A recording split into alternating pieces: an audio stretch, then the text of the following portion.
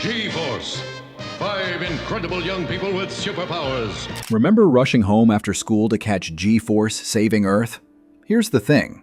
That show you loved was completely reconstructed from Japanese source material. And yet somehow it became the most successful cartoon series in America throughout the entire 1970s. Today, we're unpacking 10 absolutely wild facts about Battle of the Planets that'll fundamentally change how you see that show forever. Ready?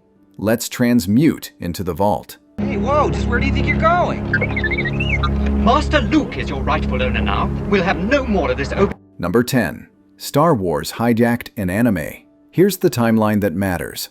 Producer Sandy Frank discovered the original Japanese series Gatchaman at MIP TV in April 1977 during the annual trade show circuit.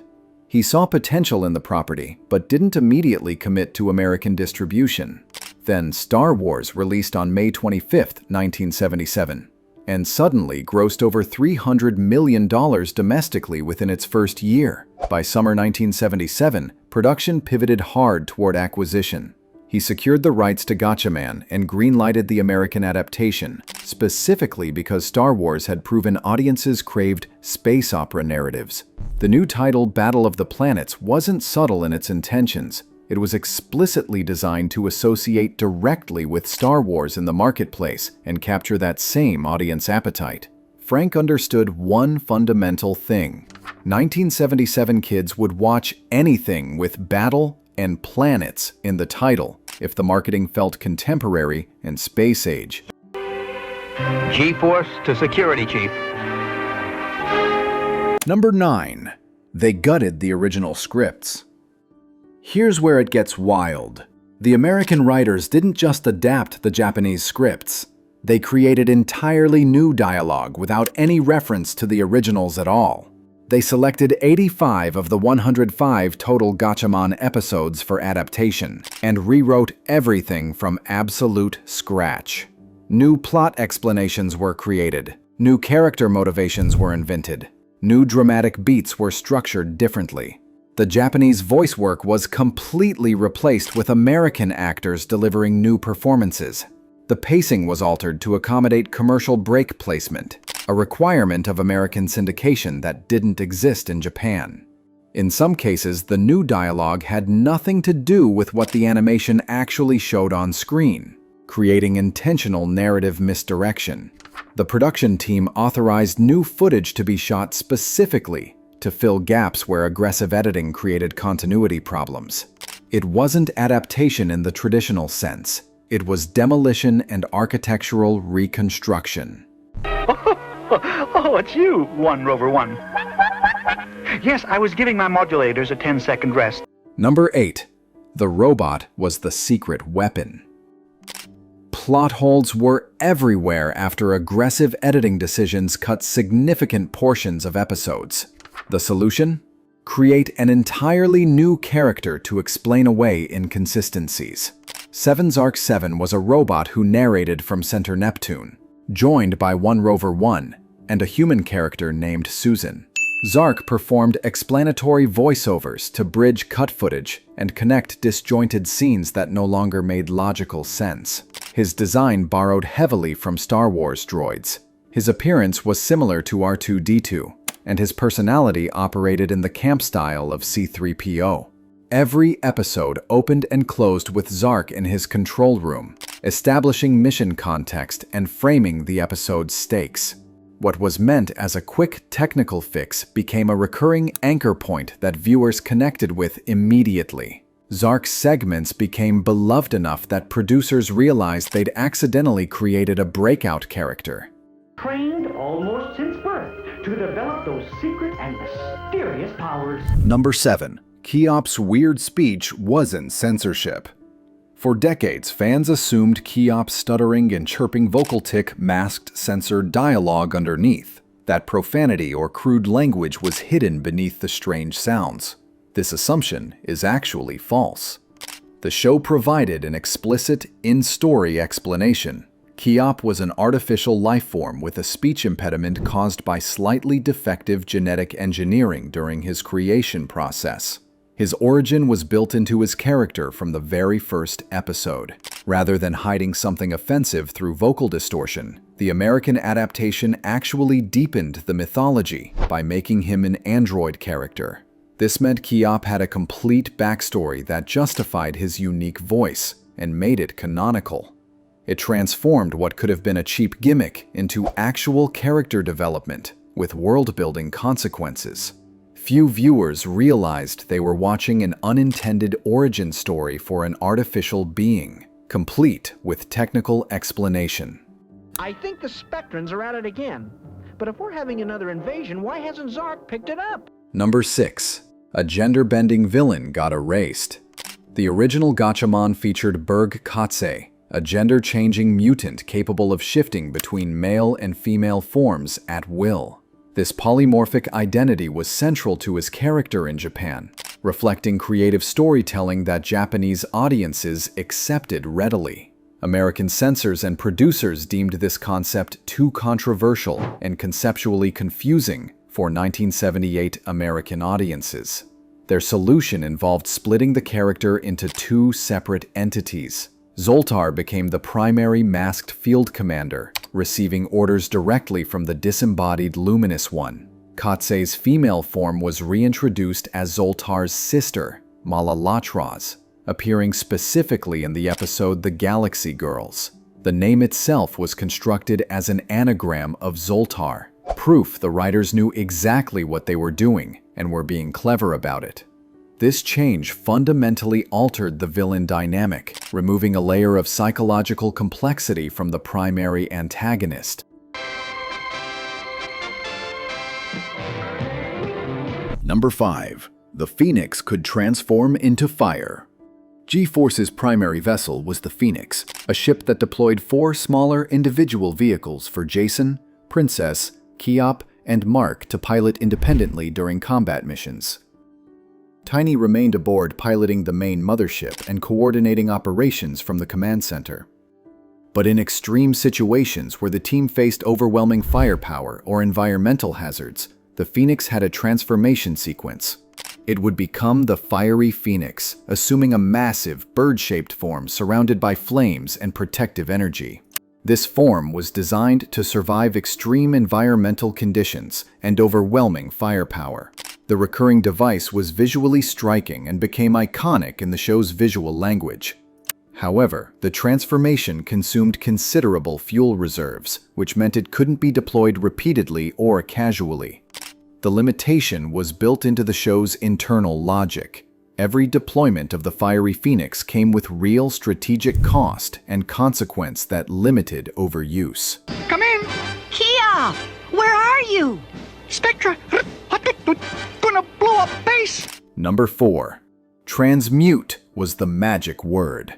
Each G-Force member wore a wristband communicator that enabled instant transformation between civilian clothes and full battle uniforms. The process was called transmutation, and it became a signature moment in nearly every episode. Mark carried a sonic boomerang as his signature weapon, capable of multiple return trajectories.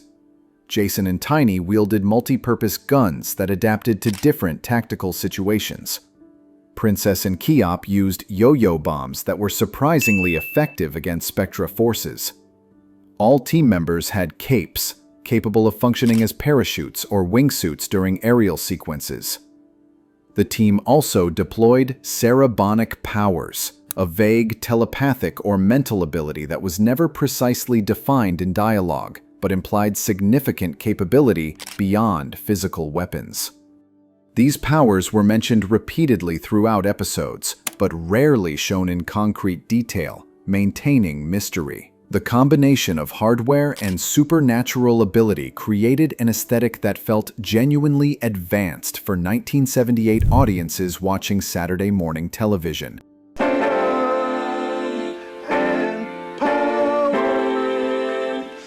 Number 3.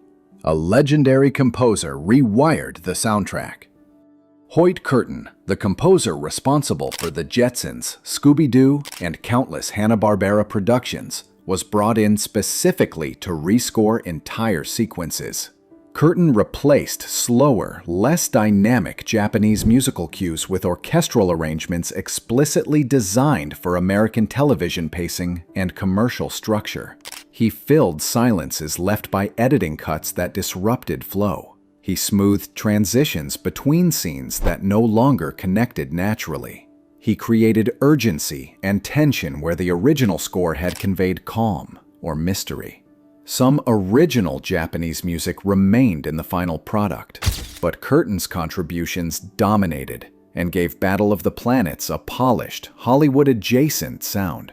This was significant production-level investment in a show that was already being aggressively edited and rewritten. The musical upgrade elevated the entire package and made it feel more expensive than it actually was. Yes, we've been aware for some time that Spectra has managed to set up a secret base on Earth. Number 2. It became the biggest anime nobody knew was anime.